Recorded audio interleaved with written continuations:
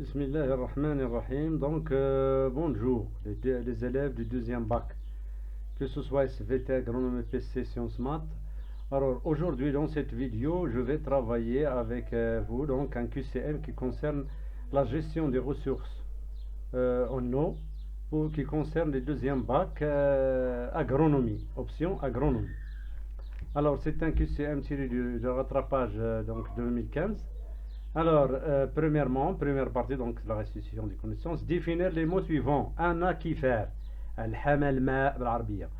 Un puits artésien, la désalification de l'eau de mer, تحلية ماء البحر. Bon, un aquifère, donc, c'est une roche, donc réservoir d'eau, donc qui stocke l'eau grâce aux caractéristiques géophysiques, la porosité et donc la perméabilité. Donc vous pouvez écrire l'aquifère, roche caractérisée par des propriétés géophysiques, porosité et perméabilité, lui permettant le stockage de l'eau. Tkhzin al-miyah. D'accord? Donc voilà.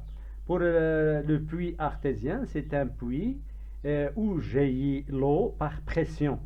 Donc ce sont des puits qu'on donc obtenus à partir des nappes qui sont captives. سديمة حابسة ماشي سديمة حرة. الابار اللي يطلع منهم الماء sous pression. D'accord? Donc هذا هو المقصود. Un puits artésien, c'est un puits où l'eau monte sous pression. Il provient d'une nappe captive. C'est-à-dire حابسة سديمة حابسة. D'accord? La désalification de l'eau de mer, c'est-à-dire élimination des sels de l'eau de mer pour le rendre le rendre douce, le rendre potable, le rendre douce. Donc c'est grâce à ce qu'on appelle l'osmose inverse, التنافد العكسي. Donc révisez donc cette définition. Bon, la deuxième question, il existe une proposition correcte pour chacune des données numéro de 1, 2, 3. Recopier sur la feuille de rédaction les couples 1, 2, 3 et écrire dans chaque couple la lettre correspondante à la proposition correcte. Le traitement des eaux superficielles douces se fait dans la station du traitement de l'eau potable à travers les phases suivantes.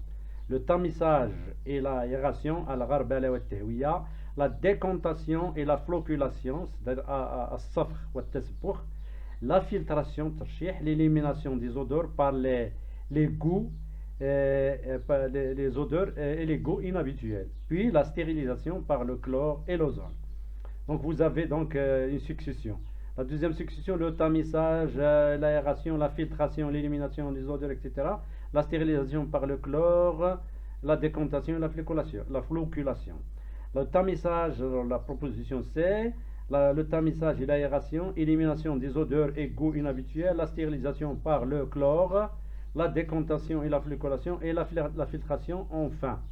La dernière donc, proposition, la décantation, la flocculation, la filtration, l'élimination des odeurs et goûts inhabituels, le tamisage, l'aération, la stérilisation par le chlore ou l'ozone. Donc à votre avis, c'est quelle proposition qui est juste? C'est la première. Vous avez le tamisage et l'aération, الغربلة والتهوية, الصفخ والتسبخ, la décantation et la flocculation, الترشيح, la filtration, l'élimination des odeurs et les goûts inhabituels, la stérilisation par le chlore. Donc la proposition c'est A. 1A. Vous écrivez 1A. D'accord? Alors, la deuxième question. Voilà. Donc la pollution des eaux. Donc la pollution, je vais grandir un peu. La pollution des eaux. La pollution des eaux superficielles douces par les matières organiques provoque la diminution de la demande biologique en oxygène pour la durée de 5 jours, DBO5, la demande chimique en oxygène, c'est-à-dire la DCO, la diminution de la proportion d'oxygène dissous dans les eaux. Je crois que c'est la diminution d'oxygène dissous dans les eaux.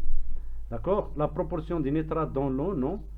D'accord? Donc la proportion, donc la pollution des eaux superficielles par les matières organiques provoque la diminution de la proportion d'oxygène dissous dans les eaux. La nappe karstique, السديمة الكرسية, c'est-à-dire السديمة التي تتكون في صخور كلسية. Et l'origine des puits artésiens, non. Est une nappe captive, non.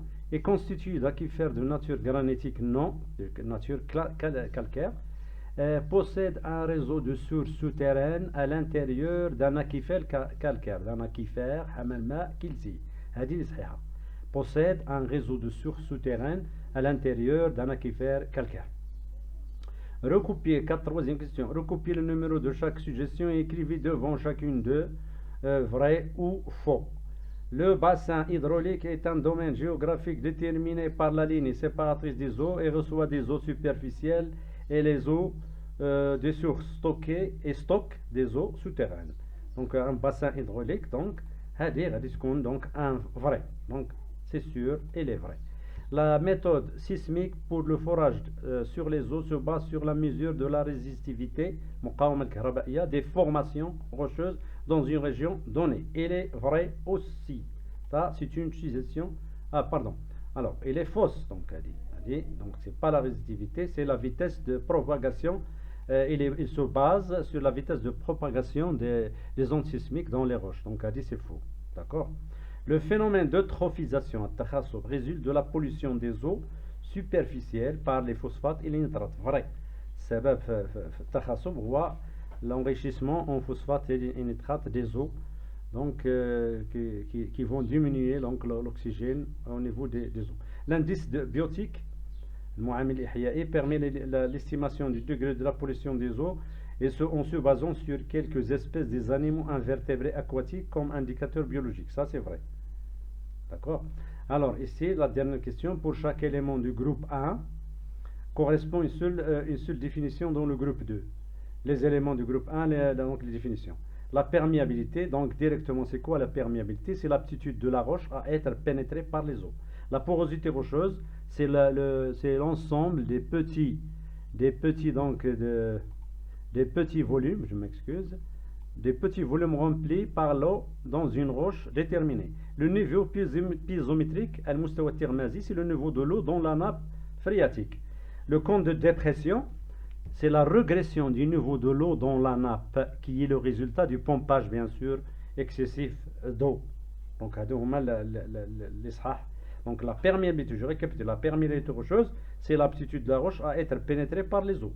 La porosité rocheuse, c'est l'ensemble des petits volumes remplis par l'eau dans une roche déterminée. Le niveau piezométrique, le mustawa tirmazi, c'est le niveau de l'eau dans la nappe phréatique. Mustawa al-ma' fi as-sadima al-ma'iyya. Le compte de dépression, c'est la régression du niveau d'eau dans la nappe qui est le résultat du pompage d'eau. Donc j'espère donc que vous avez appris quelque chose avec ce QCM bien sûr qui concerne la gestion des ressources en eau pour les deuxièmes bacs option agronomie. Donc bon, abonnez-vous à la chaîne SVT Plus Kerbal. Vous n'aurez Inch'Allah que du nouveau. Donc vous avez donc les éléments de réponse et la notation ici. Bon courage à tout le monde.